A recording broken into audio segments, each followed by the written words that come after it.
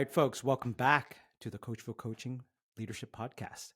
And today I have Chris Kemp with me. Chris, how's it going? Fantastic. Thank you very much for having me, David. I'm a big fan of the show. Yes, long-time listener, first-time guest. You got it. All right. Well, thanks, Chris. Well, look, folks, I invited Chris here today. I do want him to introduce himself, but I consider him, imagine sitting in an office beside a Michelangelo, Leonardo da Vinci, and Einstein combined. Yeah, that's sort of like Chris. And you'll find out what I mean in a few minutes.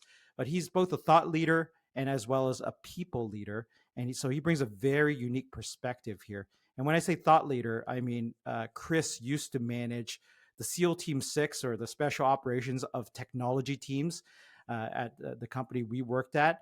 And so we're going to dive into that today. But Chris, maybe to get started, I am very curious. When I look at your biography in LinkedIn, it says innovator, inventor, investor, author, and I think you're missing multiple patent holder. So I'm curious, how are Yeah. you all of those things? Maybe just give everyone the download. How are you all those things? How are you a leader in many of those things? Yeah, absolutely. Love to answer your question. So innovator, let's start out with that. First of all, I'm a big proponent of innovation, very passionate about it.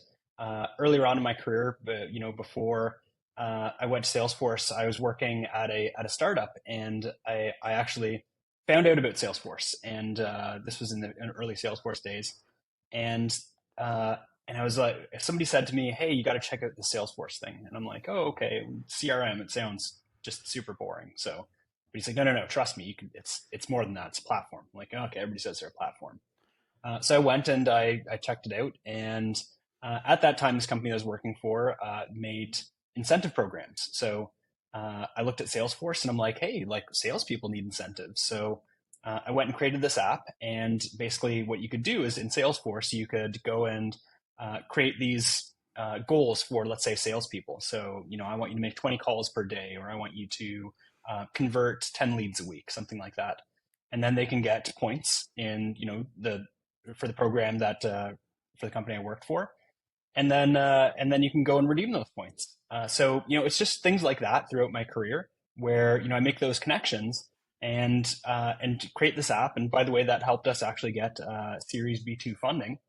So I pitched to our investors and helped get Series B2 funding. So just stuff like that throughout my career, just innovating and creating these new things and seeing these patterns and doing that. Inventor, like you said, got 7 patents awarded, so I'm a big fan of that. So it kind of goes hand in hand with the innovator. As far as investor goes, I'm an avid fan of personal investment and a finance enthusiast. Yeah, I'm fun at parties. And an author. I've actually written a book called yeah, I know called Professional Heroku Programming. So yeah, I'm an author as well. Professional Heroku Programming. I'm going to read that tonight. Put myself to bed. Yeah, So absolutely. actually, It will put you to bed for sure. That is yeah, the one thing I will guarantee you of. yeah. I think you still use it as a pillow. You have it on you right now, don't you? I do, yeah, yeah, brought it for you. Exactly. It's thick There enough you to be, go. and and being a almost, I think, yeah, it's just turned 10 years old. Being a 10-year-old tech book, it's more useful as a pillow than actually as a reference. Yeah, hold it up there. We're going to use that as the thumbnail for this podcast right there. There you go. Professional Heroku Program by Chris Kemp. There you go. Okay, folks, get that book right now. New York Times bestseller right there. All right. Uh, so I am curious about a few things. Before I sent you some questions ahead of time, and I am curious. I asked you, what have you changed your mind on lately, and what have you doubled down on? And talk a little bit about what you've changed your mind on recently. Yeah, absolutely. So when I started out my career, I think one of the things that I sort of thought a career would be like is like climbing a mountain. That it's a hike to the top, and the top, because I was a technical person, the top was like being a CTO or a CIO or something like that. And you just keep working your way up. You get the next title, and eventually you're there. And in fact, a lot of the times, when you're talking to folks, managers and things like that, that's always the focus, right? Is how do you get to that next level, and how to you prepare yourself. And a lot of them say, you got to think about your end game in mind. So if you want to be a CTO or CIO, there's very different path, and you got to learn business or tech or a bit of both. But as I went along, I started to realize that for me it's a little bit different. For me, I now view it as more of like a role playing game. So what I like to do is now having left the corporate world and now doing freelance work, I view it more as doing random quests that really suit whatever attributes you have, and continue to level up and learn new things and do exciting things. And of course, occasionally fight monsters and make some magic happen. And that's just how and maybe enjoy my career a lot more, not having that sort of linear sort of path, because as I went through my career, it was definitely not anything but linear. You bring up a really interesting perspective, and it's probably how we're all taught since we're young. Is you go into kindergarten, then you go to grade 1, grade 2, grade 3, grade 4, and we think that applies to life, and we feel that we're conditioned to think that applies to our careers, really anything else. But it's farthest from the truth, right? Like what you're saying. So Yeah. I'm curious then, you say you might be slaying some dragons once in a while in your freelance time right now. So you spent a lot of time in the corporate world. Now you're freelance. What dragons are you slaying right now? Well, a little bit of everything. Some are bigger, bigger dragons that are more difficult to fight. Some are smaller ones. You gotta choose your battles. So yeah, so some of it's just basically stuff from my Salesforce days. So like, hey, we have an old Salesforce org, and we want to figure out how we can up level this and get the most out of what we've got, and maybe revamp it. Some of it's hey, need to look at bigger picture, my overall enterprise architecture. Not just Salesforce, but what do I have, and where we can remove systems and save money and consolidate and that sort of thing.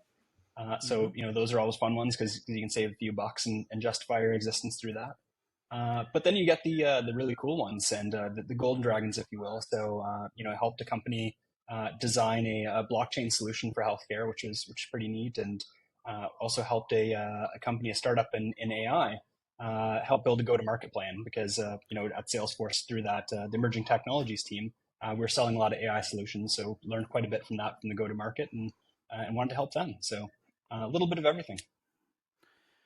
Okay. I do want to come back to your perspectives on some of these cutting edge technologies. It is a place where I've always tapped your shoulders, Chris, right? Like cutting edge technologies like generative AI, blockchain, and the beauty of yourself is that you make it really relatable to the regular human being like myself, right? So I want to get back to that, but I do want to talk about your corporate career. When we were at the same company, and I started off this podcast saying that you managed the SEAL Team 6 of technologists. And for the folks out there who are not familiar with that metaphor, basically, you know there's technology teams, and then there's the special technology teams, and Chris was managing some of the most special. And when I say special, we're talking about, imagine putting Leonardo da Vinci, Einstein, and Stephen Hawking all in one team. That's the team he managed. And so, and I think, Chris, that probably created some interesting situations, people situations as well for you, right? But maybe just talk a little bit about that, like just the type of team you managed, what you guys were out there to do, and just give the folks out there some overview of that. Sure thing. And by the way, when you were talking about like Leonardo and Michelangelo, I was thinking like Teenage Mutant Ninja Turtles. I'm like, oh man, that makes me sound super cool, like way cooler than I am. But I'll go with like artists as well and that. So all right, cool. Uh, yeah, so the team was pretty varied. There was so funny enough, you would think a team like that where you're working on emerging technologies, it's just like propeller head technical folks, right? And we did have some very very technical folks. Of course, you sort of need to, because with new technologies, it's very hands on. People haven't built this really cool UI that you can interact with it. It's you're interacting with the bare pipes, right, and doing the plumbing. So we had a lot of folks that were very technical, but more interestingly, we had folks on the team that actually weren't very technical.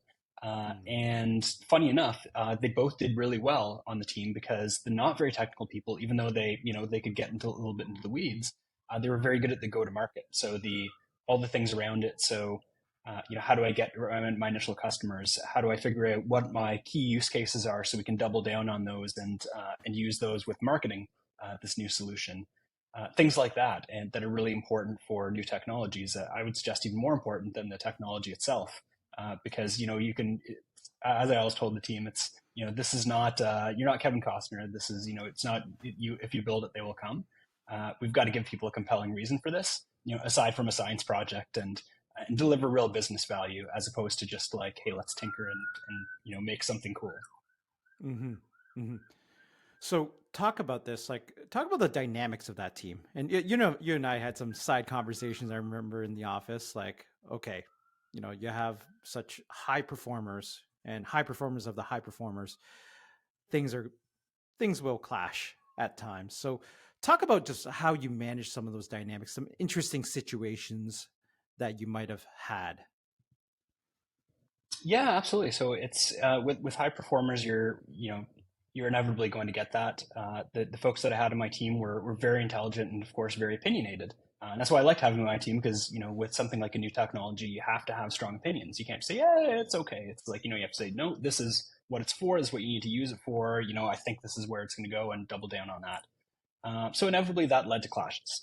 So people believed so one thing that people think should be done one way, others thought we should do another way, and so that'll happen.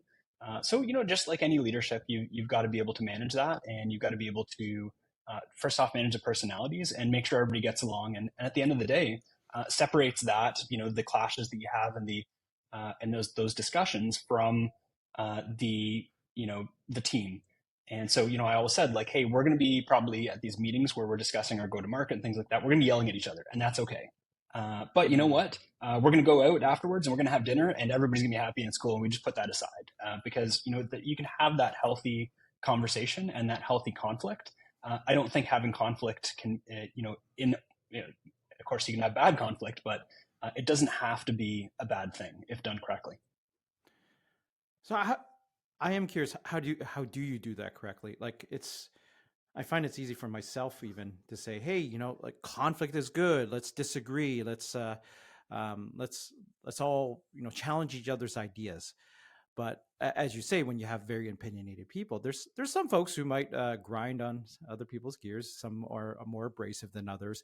So I guess like when you're managing those type of dynamics, very opinionated individuals, some are technical, some are not. How do you create those ground rules that conflict is okay, but you got to stay respectful? Like, can you talk about that? Yeah, and that's exactly it. You have to set reasonable boundaries for that. So, the one obvious thing is, don't make it personal. And we did have situations where, we'd get into these conversations, things would get heated, and something personal would be said. And it's like, whoa, okay, now we've got to stop, you know, back things up, and then resolve that conflict because you can't have that. But in the heat of the situation that happens, you got to make sure that that person apologizes, that it's that they actually mean it. It's not just like yeah, sorry, Mm-hmm. it's that they actually mean it, and that gets resolved appropriately. Because you're right, otherwise it's going to fester and get nasty. So yeah, you definitely got to do that, especially in a high performing team where you want to have everybody performing at that level and not having something like that drag it down. Mm, dragging it down. Is there a particular coaching moment you've had with someone that you'd like to share? Huh. Yeah, it was actually what I was referring to before. It was exactly that the two folks on my team they got into that conflict and personal things were said. And by the way, this is David. I think this is actually I came to you as a mentor and brought this towards you. And Mm, one of the things that you said and has resonated with me all throughout was and it's something that as a new manager often people do. And it's like what you have to do is not resolve this issue for them because then what's going to happen is every time there's this conflict, instead of them resolving it between themselves, they're going to go to you. And I think that's a good lesson for all new managers is you can't solve all your people's problems on your team all the time. It's very tempting as a manager. You're probably going to be like, oh, this is great. I finally have a problem to solve. And, you might have been an individual contributor and you don't feel quite as useful, if you will, like you did as an individual contributor solving problems. So, it seems like a great problem that you can go and solve, but you've got to manage that resolution, but not have to have it go through you. So Mhm. again, talking to the person, okay, well, why did you say that? How do you think that made them feel? And then what do you think you should do to help resolve it? And help them work through how they're going to resolve it instead of resolving it for them. And I think that's a big, for me, that really helped me through that situation. So again, thank you for that, and really helped me manage those personalities. Yeah, it's we're all human beings. Ego, ego. It's it's the source of a lot of conflicts, small as well as big. I mean, you see it on a basketball court. You also see it in wars in the world, and a lot of it is because of ego. And but we see it as managers on a smaller scale. What happens when um, we let egos go out of control? And as you said there, uh, helping folks to stop for a second, empathy. What do you think the other person was thinking? Why do you think they said that? How do how do we come back around and influence them versus aggravate them?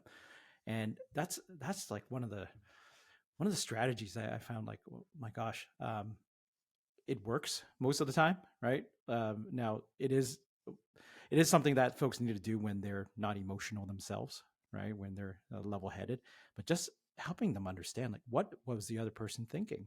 Don't make it about you, right?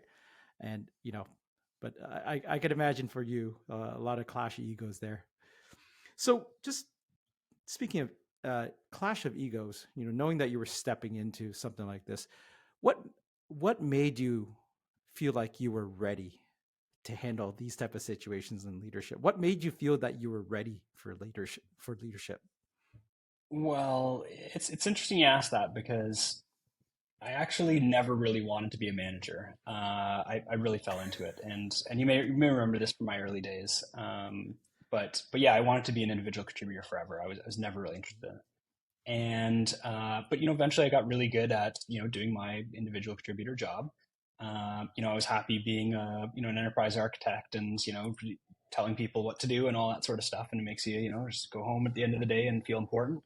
But then you just kind of get on autopilot because you see the same problems all the time, that sort of thing. And I found just that I wasn't learning as much as I would like to. And so, of course, as I was doing this, I started mentoring, and eventually, I found that I was enjoying that more than my quote unquote day job.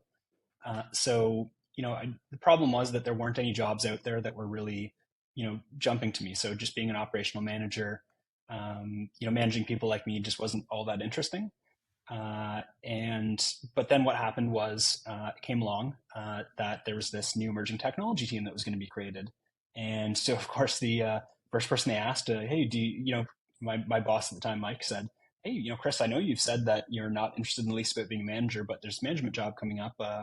Just wanted to check if you're interested in it. And I'm like, you know what, Mike, that might be something I'm interested in. And it didn't take me very long to figure out that I wanted to do it. And really, the reason, it's not a great reason, was because if I saw anybody else doing that and running that team, it would just drive me nuts. They'd be like, oh, no, that's not the way they should do it. This is the way they should do it. And so, as I say, I sort of fell into it. But, really, when I look back at my career, it's everything I was doing in my career led me up to that. Being very technical helped me, run a very technical team, working on things like emerging technologies, doing all that mentorship, including, by the way, mentoring you when you first started, David. So it was really cool to Yeah, see that sort of full circle in the that's career right. when I became a manager, and then you were mentoring me. Uh, so uh, so yeah, it really led itself all to that, and it was like, yeah, this is my career has led me perfectly to this, and this is for me. So absolutely, I'm gonna do that. So yeah, it's pretty fun gig. Well, I think this goes back to what you said right at the beginning. What did you change your mind on? Like, life isn't linear. your career isn't linear. Sometimes the best laid plans. You want to be an individual contributor all your life, and you fell into this, right? But Yep. here's the one thing I don't believe. I don't, I know the manager you're talking about, highly respected individual. He probably saw something in you, Chris. Render a guess right now. What do you think he saw in you? What leadership qualities do you think he saw? Well, here's the thing: is that he was always leading me up to it because he basically had me. So we had this thing called the well, now called the Distinguished Architect Program, and I was the first person to go through that, and there's panel process and things like that. And then basically, we wanted to make it better, so he had me working with him on doing that, and then he had me basically sort of acting as we'll call it a second manager to all these people who are distinguished architects to help them, do what distinguished architects do kind of go above and beyond that just the regular sort of architect job. So it's funny because it's like he was grooming from me that entire time to help me develop that leadership and to help me develop those skills to be able to influence people. Even though those people weren't even on my team, they weren't reporting to me. I was just an individual contributor. But I'd have regular meetings with them and have one-on-ones with them and things like that. So it was funny stepping into the manager job was very easy. So it's funny that he saw that in me and was like, yeah, he'll eventually come to it. He'll realize that, and because again he saw those leadership qualities in me, and he'd helped develop them. Yeah, I find the best leaders I've worked with, you know, the ones I would say I attribute my where I am uh, to them is it's almost a if we're going to take a '80s reference of the Karate Kid, Mr. Miyagi teaching, you know, Daniel Daniel San, and paint the fence, just paint the fence, and you're just doing this thing. You don't know, you think it's Yes. something else, right? You think you're painting a fence, but weeks later, you didn't realize he was actually teaching you a martial art. And the same thing, it's like, hey, just come help me with this. Help manage these folks for a little bit. I need some help.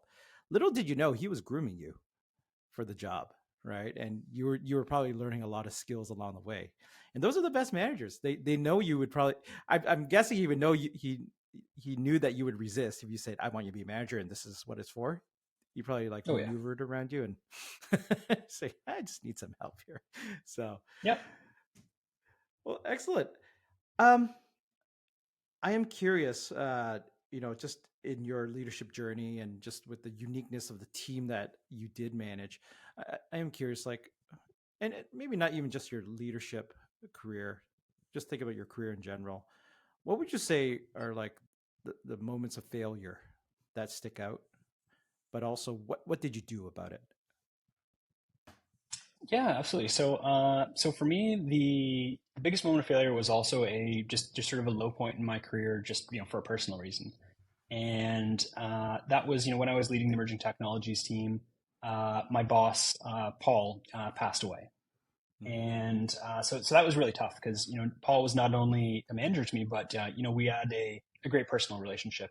He was British and was big into fighting at the same sports that I was. So we talked a lot about soccer. We talked a lot about Formula One.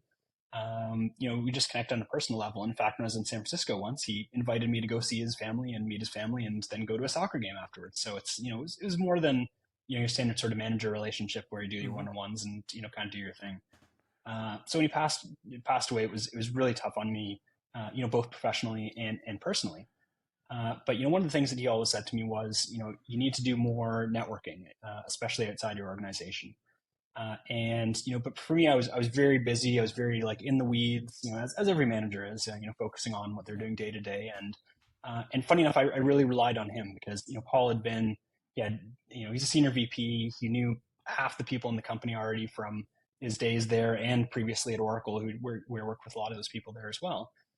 So he knew a lot of folks, knew them well, and I really relied on his network a lot.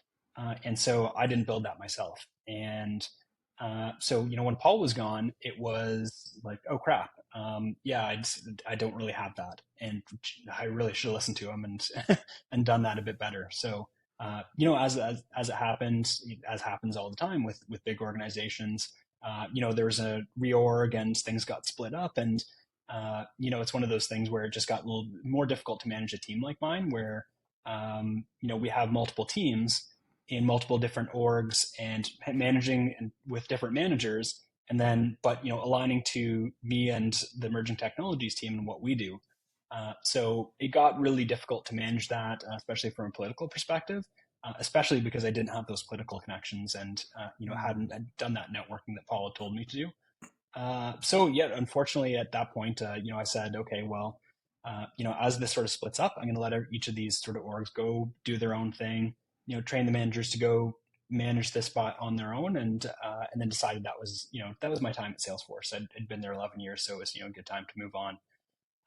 But really, that was a lesson to me that you've always got to be networking. You've always got to be going outside of your comfort zone to do these things that you may not be the most comfortable doing, because at some point it's going to matter. Okay. Well, yeah, networking.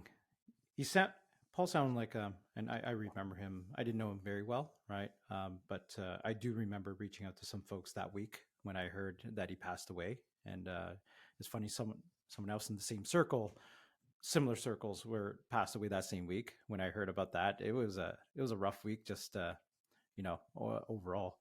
But he sounds like a very influential coach for you. Um, I, I guess when you think about the influential coaches you've had and mentors in your career, what did they teach you? Yeah. So first off, I want to say that I've been blessed with a lot of great coaches and mentors. In fact, you and I share one that's helped us both a lot. Yeah. But it's I think that one of the things that I've learned from a lot of them is, so first off, you learn something from all of them. And the funny thing is, I've also had bad managers, and everybody's had bad managers. And funny enough, you think, oh well, I can't learn anything from them. They're a bad manager. No, funny enough, you learn more from the bad managers than you do from the good ones about what not to do in leadership. But definitely, Paul was one of the most influential ones. And what I really enjoyed, that a philosophy that he had that I really enjoyed, was that your job title doesn't dictate your importance or responsibility. Because Mm. a lot of people and a lot of mentors that I've had, they're very focused on their title. And I'm director. How do I get to senior director? And I just kind of have to tell them, like, hey, cool your jets. Like, just make yourself do what you need to do to make yourself ready for that next step. But like, it will come when it comes. Trust me, there's a lot more happening around outside of you being ready for that to happen than just that. So just be in the right position for when the right time happens. But the other part is that outside of management, his I like when people come to me and they say, "Hey, I'm interested in being a manager." It's funny because most people, they'll ask them a few questions and like, "Oh, okay, yeah, you should be a manager." But what I do is, like, I'll sit down with them and I'll be like, "No, you don't want to be a manager," and I'll spend like half an hour trying to convince them that it's the most terrible thing that they can possibly do. And if they do come out of that and they're like, "No, yeah, I still do want to be a manager," I'm like, "Okay, yeah, you sound like you want to be. That's good." And then, yeah, you sound like that should be a right step. Is Because that is Paul that was your always, parenting? Is that your parenting strategy too? oh yeah, totally, yeah, it's Yeah. absolutely. Okay, that's gonna be interesting. No, absolutely, you should cross the road right now. It's red. Go. Exactly. So that's the funny thing, is that the way Paul always said, he said he was a big fan of individual contributors, and he always said that management is a death sentence. And I was like, whoa, that's something, that's a pretty heavy thing to say. But he explained it. He said, when you've been a manager for 5, 10 years, that sort of thing, you get outside of the tech, you get removed from that, and you just can't go back. So he's like, if you're not really good at it, then you're dead in the water there. So like, you've got to make sure that's what you really want to do, and you really want to focus on developing those skills. And so I was like, oh wow, okay, cool. And but the other thing is that he was a big fan of not becoming a manager, so being an individual contributor for life. And a lot of organizations aren't really set up for that. They've got these tiers, and they accelerate people up it because they're really good, and then they get to the top, and then they're like, okay, well, I guess I should be a manager now, because there's no other next step. Yeah. And you and I, David, saw a lot of folks who were really good individual contributors, who jumped up to that next step and just flopped because they just realized it wasn't for them, and it was just, and they probably realized it before, it was just the logical thing to do, right? Yeah, that's the most common thing I do here. It's like, why do you want to be? And once you pull back, all the fancy words and all saying all the right things, it's, well, I don't feel like my career right now as an individual contributor is going anywhere. This is the next logical step, and you're like, it's actually not. It's Yeah. I use a pretty extreme analogy. It's basically what you're saying is right now you're a cook, and tomorrow you want to be a soccer player. How are they related? You're like, they're not. I go, exactly. They're not, right? It's a totally different job. Yes, you got to be good at, you know, the IC side, but it's a totally different job. And seeing as another almost like a promotion, a logical step up, it's not the right reason. Fundamentally, you got to care about people. You got to care about other people more than yourself, and it's really hard.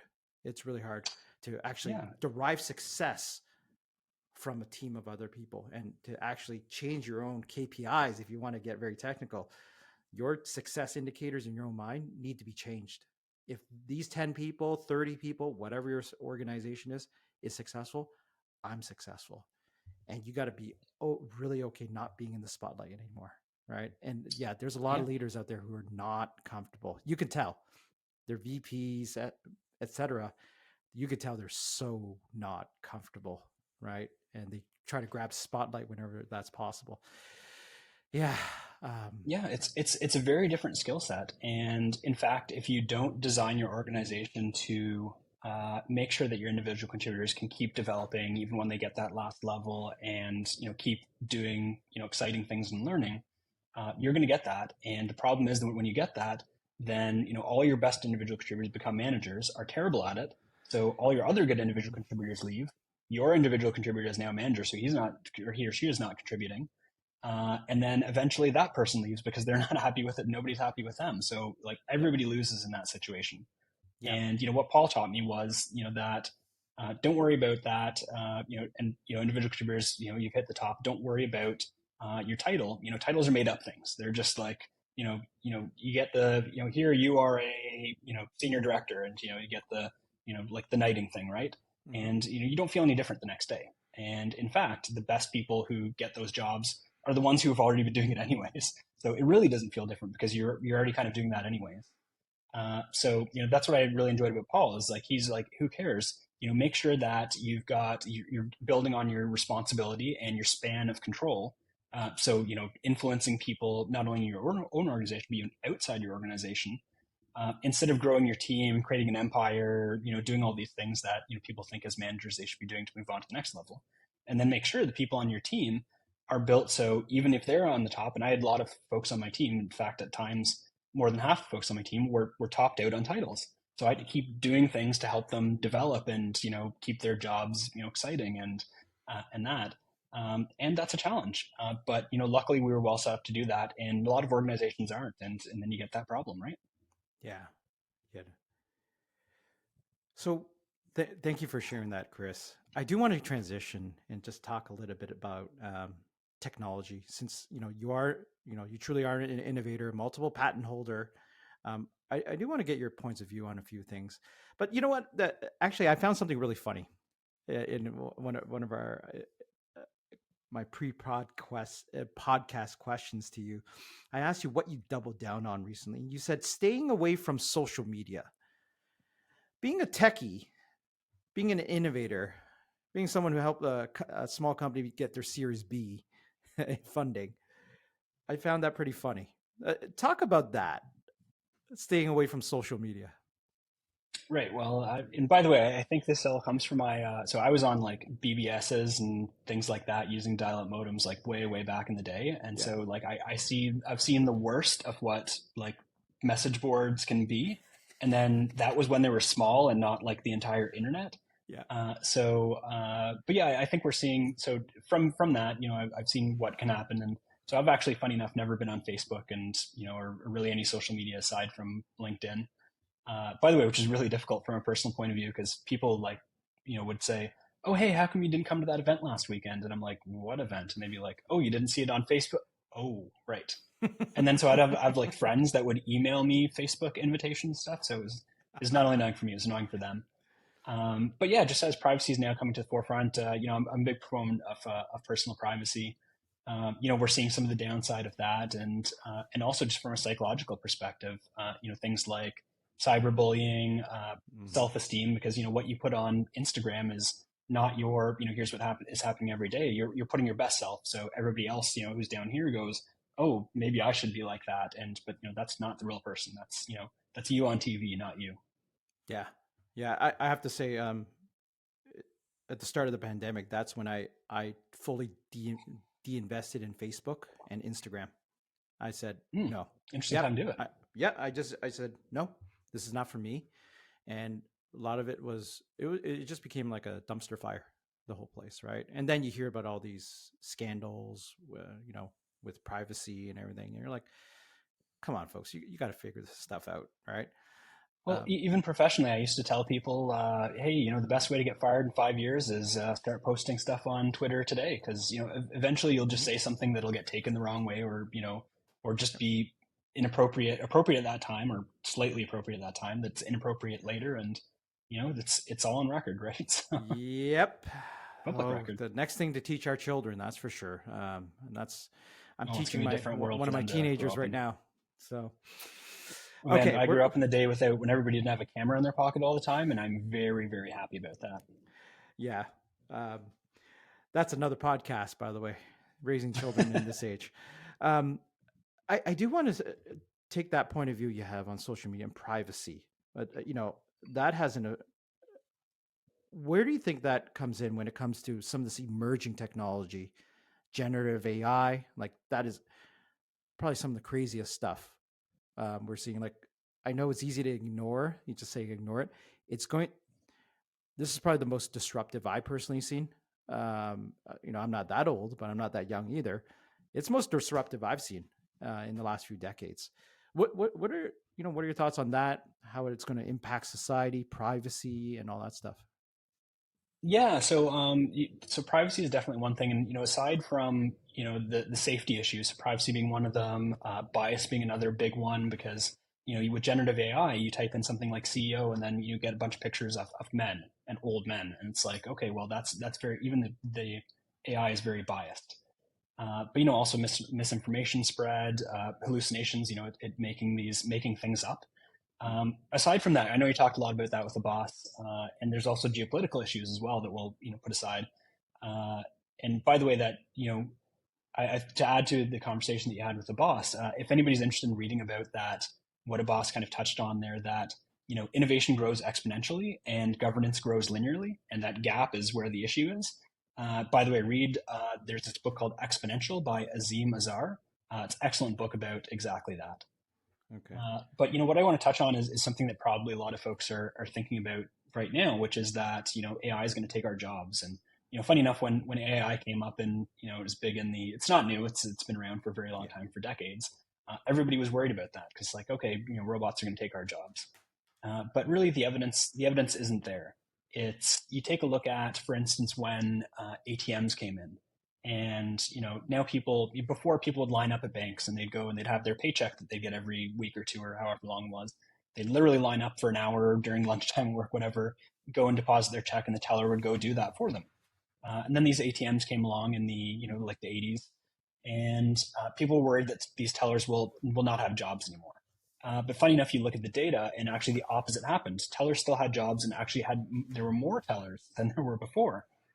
So you kind of think like, oh well, how could that possibly be? Now people don't have to go to them; they can deposit their checks and get money. They don't have to talk to them. But what happened to them is their jobs got focused on higher value activities.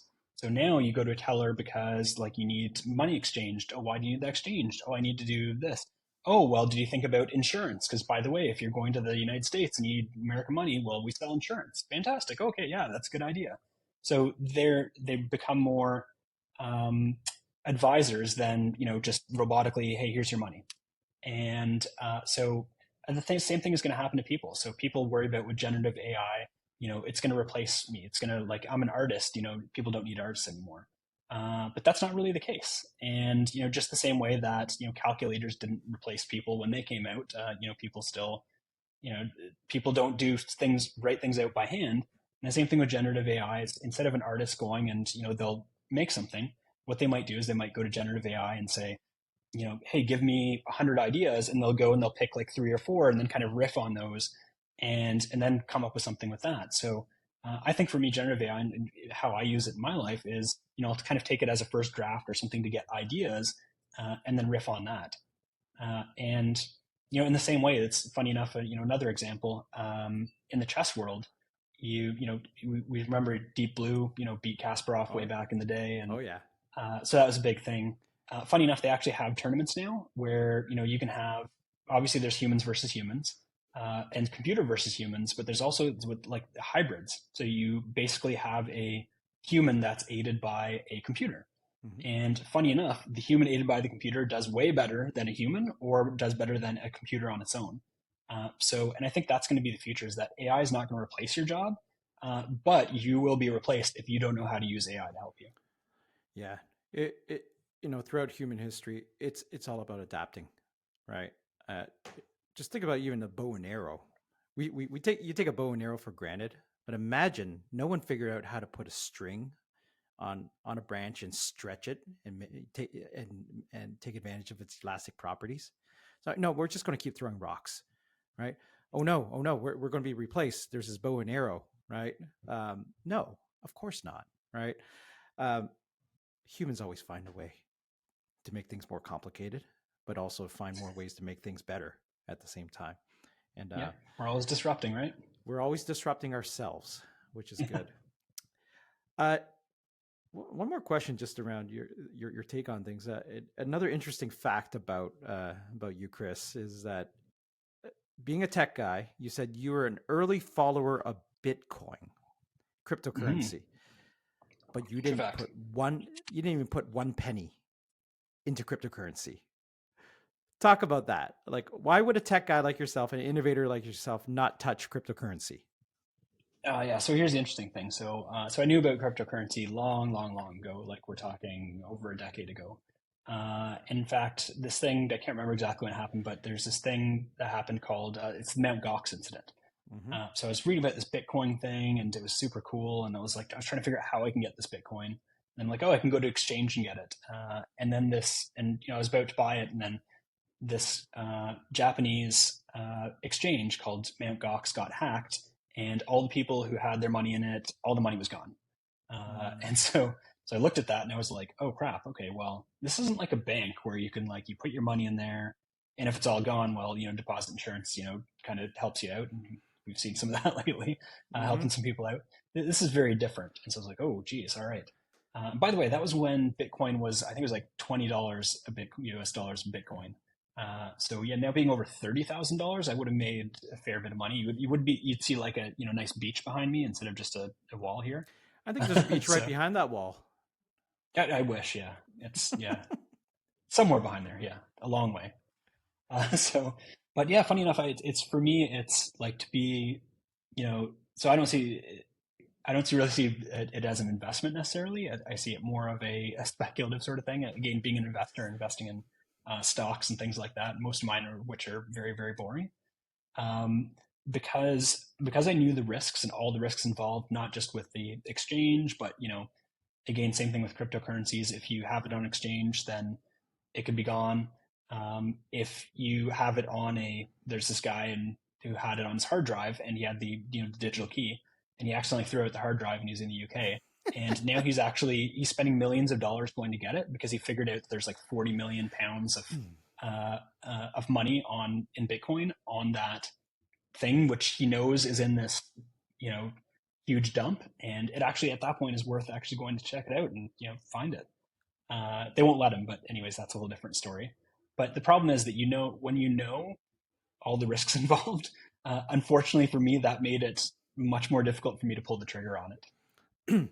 Sometimes when you understand the game more, the less you want to play in the game. And I have some friends who are, accountants and auditors, and like they audit like legit companies, obviously, but they see the risks and the band-aids in a lot of companies. that are holding it together. And it's like, yeah, so what do you think about, you name the speculative stocks even, or these high flying stocks are like, nope, don't touch it. Don't touch it.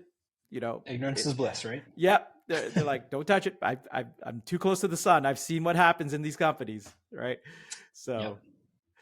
So I do want to start wrapping up, Chris.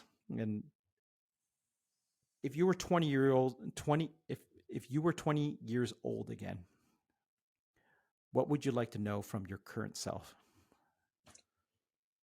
Oh man, that would be awesome.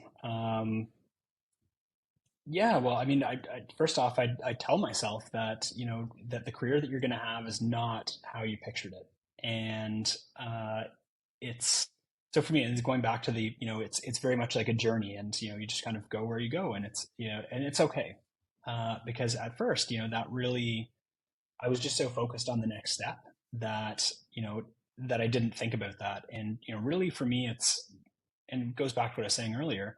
Uh, I would just tell my 20-year-old self, just prepare yourself for, where you think you want to go, learn a lot, make sure that when that opportunity comes that you're there and you're prepared for it. Because, that's where a lot of the things in my career happened. A lot of it was very serendipitously. So, for instance, the book that we were talking about earlier, it just happened to be that, we acquired this company at Salesforce called Heroku, and I just happened to be a developer who loved to go deep on it. And then it just so happened I told somebody in Heroku that I was going to start to write a book about it because I got sent to, be the expert in Heroku. And it just so happened that that person got a call from, the number one tech publisher saying, "Hey, does anybody want to write a book?" And he happened to be my co-author on the book as well. So again, all those things, it's just, everything you do is going to lead up to something.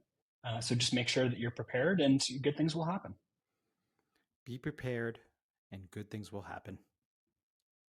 Great advice. Thank you. So, just wrapping up now, this is how I end every podcast with every guest. What question do you have for me? Oh man. Um, what's the best piece of advice that you think you gave me? Ooh. And you can't use the one I already told you, so you're really gonna have to dig here. Yeah, you're going to make me dig in this one. Best piece of advice I've given you.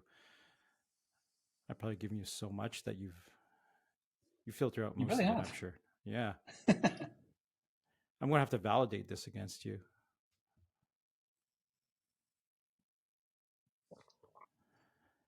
Chris, I'm going to say you really got me on this one. I'm usually not short of words. I don't It's know. very unlike you, David. I know it's very unlike me, right? I have all these like really funny things that I shouldn't say on camera here, right? That come to mind, but If I was able to stump you, that just makes my day. you did stump me. I'd have Not to often think that about happens. that. I'd have to think about that. I'd have to think about that. I guess let me throw it back to you. Besides that one incident, what other advice did I give you? The good advice, obviously, right? Any good advice I've given you? Well, to become a manager, I went to you with that. I'm like, "Hey, David, you've been doing this management thing. What's it like?" And it's like, "It's good for me, but may not be for you." It's like you got to figure that out. Um, Okay. The funny thing, Chris, is sometimes I've and you're not the first person to say, "Oh yeah, you told me this, Dave." I'm like, "Oh, I said that? I actually that said doesn't that." sound like me. It doesn't sound like me, and I probably had an outer body experience when I said it, but it's like what you said there, like I probably said that, you got to go figure it out. But at this end of the day, like what I would say to someone is, it's got to, it's not about you. If you want to be a manager, you want to be a leader, you can't be about you anymore, right? How do you feel about Yeah, that? And don't answer me right now. Go home and think about it. Take a day or two. Think about like all the accolades you've gotten in your career so far. Imagine all that goes away, and all you see are the people below you, your team, getting all the accolades. How's it going to make you feel, honestly? And are you going to feel the urge to grab some of that back? yeah, And And If it's the and you know what? latter, yeah, Yeah, don't do it. that was a tough thing for me as well. It's, it was exactly that. And but I'm a big fan of servant leadership, and it absolutely, was super fulfilling in doing exactly that, stepping away from the spotlight and putting other people in the spotlight. It's like being Dr. Dre, right? You put out this awesome album and it's number one, and you just, step away and, hey, I'm not making the tunes myself, but I'm producing some amazing stuff, and it's really fulfilling. Yeah, and he's the one of the most respected producers and DJs out there right now because of that, right? Yeah. And that's what I want to be, the Dr. Dre. Not as cool, obviously, but Who could well, be? on that note, you know, praise Dr. Dre right there, my friend. Maybe I'll end this. No, you know what? The copyright probably won't let me do that. So, uh, well, look, Chris, it's a great time with you. 50 minutes. I've kept this under an hour. Wow, it's been that long. It just flew by. We could keep Just flew going. by. I could keep going with you. You're a fascinating individual. I think I've only touched on, a small percentage of the things in your mind and your opinions, as well as your knowledge of the technology world and the innovation going on. But also, you've had an interesting career. Oh, thank you. Yeah. Your nonlinear path and some of the things you've done. And look, I wish you the best of luck in what you're doing next, and stay in touch, buddy. Much appreciated. Definitely will. And thank you very much for having me on. Really appreciate it, David. It was lots of fun. Yeah, it's my pleasure. All right, I'm gonna sign off, folks.